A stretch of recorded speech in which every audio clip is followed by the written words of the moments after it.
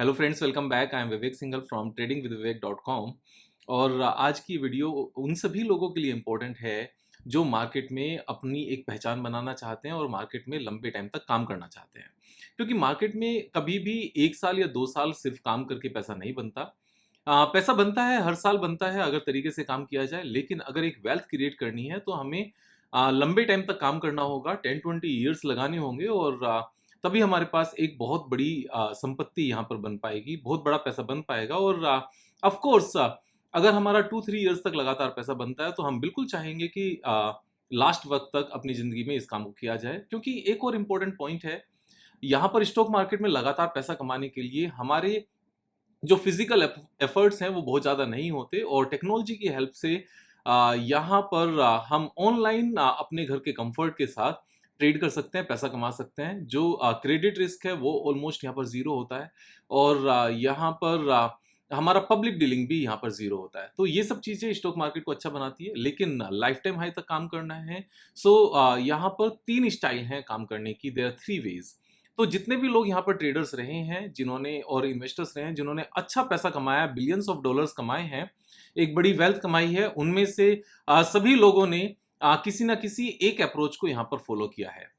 तो सबसे पहली अप्रोच क्या है कि हम उन कंपनीज को यहाँ पर फाइंड आउट करें और जो कंपनीज अगले 10-20 साल में अच्छी खासी यहाँ से ग्रोथ दिखाने वाली हैं। जैसे हम एग्जांपल्स देते हैं कि विप्रो के अगर शेयर्स 30-40 इयर्स पहले लिए होते तो आज इतने पैसे हो जाते हैं। आयशर मोटर में अगर पैसे लगाए होते तो इतने अच्छे पैसे बनते। पेज इंडस्ट्रीज में इतने पैसे बनते। टाइटन में इतने पैसे बनते। या फिर बजाज फाइनेंस में बहुत अच्छे पैसे बन जाते। और एक टाइम पर औरोबिंदो फार्मा भी इसी तरीके की स्टोरी थी और लगातार काफ़ी लंबे टाइम तक चली थी। बजाज ऑटो ने भी बहुत अच्छी रैली दिखाई थी इसी तरीके से। एचडीएफसी बैंक में अगर बहुत अच्छे पैसे लगाए होते तो ये पैसे बन जाते। तो यहाँ पर इस तरह की बातें हमेशा की जाती हैं, लेकिन इस तरह के स्टॉक्स को फाइंड आउट करना बड़ा मुश्किल काम होता है। ये कोई ईज़ी काम नहीं है और इस तरह के स्टॉक्स में जनरली यहाँ पर अगर हम 10 स्टॉक सिलेक्ट करते हैं तो 3-4 स्टॉक्स बेकार भी चले जाते हैं और रेस्ट 5-6 स्टॉक 7 स्टॉक्स जो अच्छी रैली दिखाते हैं वो ये बात सही है कि लूजर्स की भी कमी पूरी कर देते हैं। तो अगर हम राकेश झुनझुनवाला सर की भी बात करें, उनकी जो स्ट्रेटजी रही वो इसी तरह की रही। जो ग्रोथ स्टॉक्स थे, जो स्मॉल कैप थे, मिड कैप थे और वो स्मॉल कैप एक्चुअल में लार्ज कैप बनने का पोटेंशियल रखते थे, उन कंपनीज में उन्होंने पैसे लगाए और अच्छे खासे पैसे बनाए। जैसे स्टार हेल्थ इंश्योरेंस में उनके अच्छे खासे पैसे बने, मेट्रो ब्रांड्स में उनके अच्छे पैसे बने, या फिर टाटा मोटर्स जो बहुत ज़्यादा नीचे थी वो एक डिफरेंट स्टाइल थी। और यहाँ पर टाइटन में अच्छे पैसे बने, क्रिसिल में उनके अच्छे पैसे बने, लुपिन में उनके अच्छे पैसे बने। अगर आप उनकी इन ट्रेडिंग स्टाइल्स को पता करोगे, यहाँ पर रीड करोगे तो पता चलेगा कि जो कंपनी छोटे साइज की हैं, अपॉर्चुनिटीज बहुत बिग हैं, उनमें उन्होंने पैसा लगाया और पैसे बनाए। हालांकि सिर्फ और सिर्फ वो इक्विटी इन्वेस्टमेंट नहीं करते थे और ट्रेडिंग उनका एक बड़ा पार्ट था और जितनी भी वो ट्रेडिंग करते थे वो लिवरेज्ड के पैसों से करते थे। अपना पैसा उनका ट्रेडिंग का नहीं होता था, उधार पर पैसे लेते थे, उससे पैसे कमाते थे एफ&ओ में और इंटरेस्ट भी पे करते थे और बचे हुए जो प्रॉफिट वाला पार्ट होता था उसको इन्वेस्ट करते थे इसी ट्रेडिंग स्टाइल में, जिसकी इसी इन्वेस्टिंग स्टाइल में जिसकी हम बात कर रहे हैं कि स्मॉल कैप कंपनीज जो लार्ज कैप बन सकती हैं उनमें पैसा लगाया जाए। तो इसको ग्रोथ स्टोरी कहते हैं। इस इन्वेस्टिंग स्टाइल को कहते हैं कि जो ग्रोथ कंपनीज हैं उनमें पैसा लगाकर पैसा कमाना, लंबे टाइम तक उन सिक्योरिटीज को होल्ड करके रखना। जैसे टाइटन को 20 ईयर्स से ज्यादा होल्ड करके रखा गया, इवन 30 ईयर्स होल्ड करके रखा गया।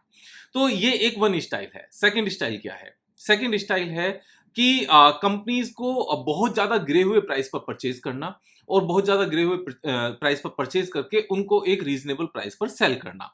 जैसे वारेन बफेट सर अपने अर्ली एज में करते थे।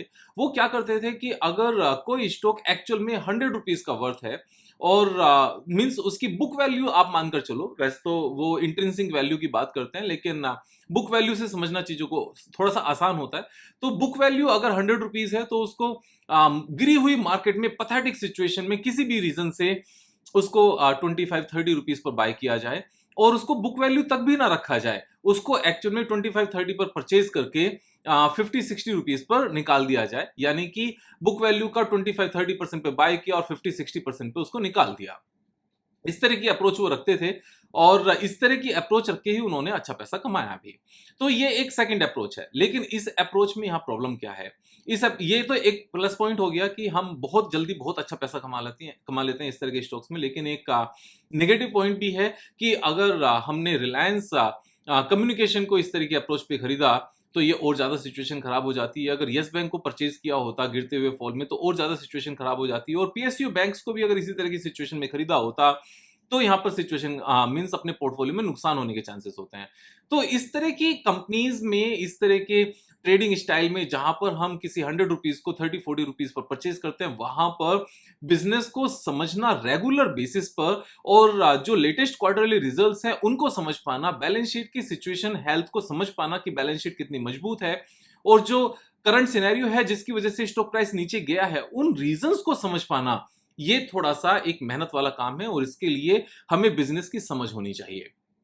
तो सबसे पहली अप्रोच मैंने आपको बताई, जहां पर एक ग्रोथ स्टोरी को फाइंड आउट किया जाए, तो हमारा एक विजन होना चाहिए, हमें समझ में आना चाहिए पर कैपिटा इनकम क्या होती है। पर कैपिटा इनकम आज की डेट में अगर इंडिया की $2500 है, तो किस पर्टिकुलर बिजनेस का पर कैपिटा कंजम्पशन कितना है और जैसे जैसे पर कैपिटा इनकम बढ़ेगी वैसे वैसे कितना यहाँ पर उस बिजनेस को बिजनेस की ग्रोथ होगी और नेट प्रॉफिटेबिलिटी बढ़ेगी। तो उससे ग्रोथ कंपनीज को यहाँ पर फाइंड आउट किया जाता है। जो सेकंड अप्रोच मैंने बताई कि ₹100 की चीज को ₹30-40 पर, ₹25 पर परचेज किया जाए और ₹50-60-70 पर निकाल दिया जाए, मीन्स हाईली अंडरवैल्यूड स्टॉक्स को यहाँ पर परचेज किया जाए। लेकिन यहाँ पर जो स्टॉक्स गिर रहे हैं इतनी ज्यादा हद तक, उनके गिरने के रीजंस को फाइंड आउट करना और उन रीजंस वो रीजंस आज की डेट में नहीं है, इस बात को समझ पाना, ये थोड़ा सा मेहनत वाला काम है।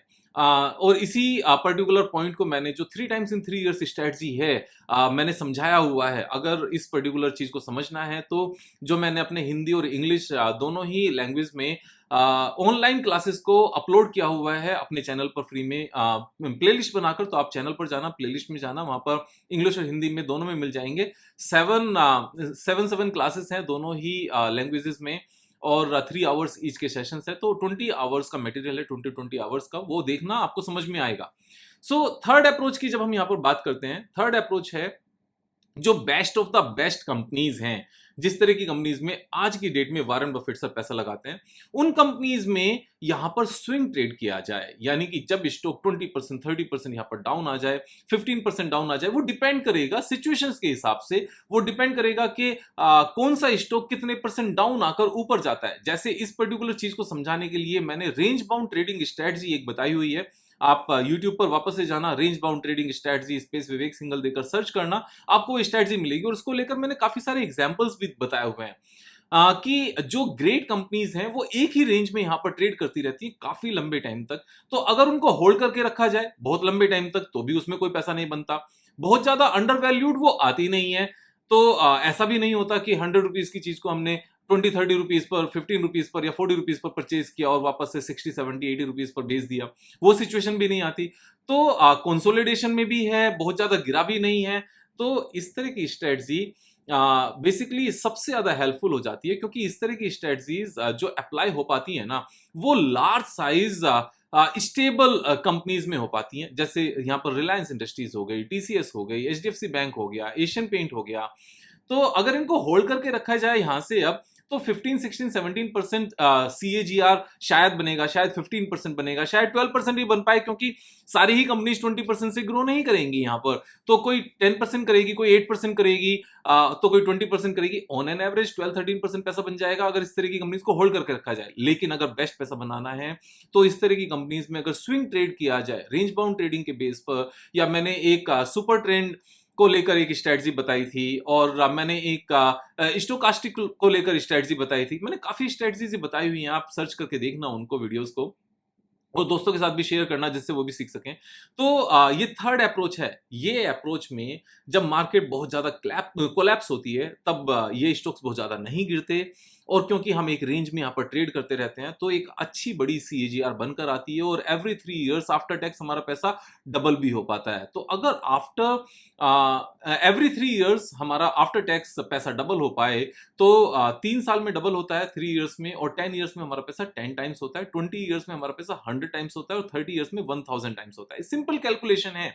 अब ये डिपेंड करता है कि हमारी जो एप्टीट्यूड है वो कितना है, हमारा एटीट्यूड कैसा है, हमें मेंटली कौन सी स्ट्रेटजी सूट करती है। किसी को गिरे हुए प्राइस पर खरीदना, उसको समझ पाकर और वापस से होल्ड करके रखना यहाँ पर सेंसिबल नजर आता है। किसी को बहुत ज्यादा गिरावट यहाँ पर अच्छी नहीं लगती। तो हमें चूज करना होगा इन तीनों एक स्टाइल में से। कोशिश करो कि एक ही स्टाइल को अपनी मेंटल स्टेट के हिसाब से, अपनी समझ के हिसाब से, अपने अवेलेबल टाइम के हिसाब से एक बार डिसाइड करो कि मैं एक इसी स्टाइल को लेकर चलूंगा और नेक्स्ट 20-30 इयर्स इसी स्टाइल को लेकर ट्रेड करूंगा। एक बार आप एक पर्टिकुलर अप्रोच को लेकर चलो तो 3-4 इयर्स की एक साइकिल निकालो पूरी उस अप्रोच के बेस पर, और उसके बाद में अगर आपको लगता है कि दूसरी अप्रोच अच्छी है तब आप स्विच करो। लेकिन ऐसा नहीं कि कभी किसी बेस पर ट्रेड किया, कभी किसी बेस पर ट्रेड किया। ये स्विच करते रहना very frequently within a year, within a week, within a month, ये पैसा कमा कर नहीं देगा। हम सिर्फ परेशान होते रहेंगे। एक अप्रोच लेकर चलो, कुछ स्ट्रेटजीज लेकर चलो जो उस अप्रोच के हिसाब से हो, और यहाँ पर पैसा बनाते चलो। मैं अपना एक्सपीरियंस आपके साथ शेयर करता रहूंगा। अगर यहाँ पर बात आती है कि विवेक भाई आप कौन सी अप्रोच लेकर चलते हो, तो जनरली मेरी अप्रोच या तो हाईली अंडर वैल्यूड स्टॉक्स को परचेज करके नॉर्मल प्राइस पर सेल करने की होती है, या फिर जो ग्रेटेस्ट कंपनीज हैं उनमें स्विंग ट्रेड करने की होती है। दोनों में से कोई भी एक अप्रोच में लेकर चलता हूं। जो ग्रोथ कंपनीज हैं उनको एक बार लेकर बैठे 20 ईयर्स तक रखा, 30 ईयर्स तक रखा, वो काम मुझसे नहीं हो पाता। तो ये सबका अलग अलग तरीका है। मैं ये नहीं कह रहा हूं कि उस तरीके से पैसा नहीं बनता। मीन्स बहुत बड़े बड़े बिलियनियर्स ने ग्रोथ कंपनीज को लंबे टाइम तक होल्ड करके पैसा कमाया है। अप्रोच तीनों अच्छी हैं, आप अपने हिसाब से चूज करेंगे। मेरे हिसाब से आप सीखते रहेंगे, दोस्तों के साथ शेयर करेंगे जैसे मैं आपके साथ शेयर कर रहा हूं, खुद सब्सक्राइब करेंगे, उनको सब्सक्राइब कराएंगे, और कल फिर मिलेंगे एक नए वीडियो के साथ। तब तक जय हिंद।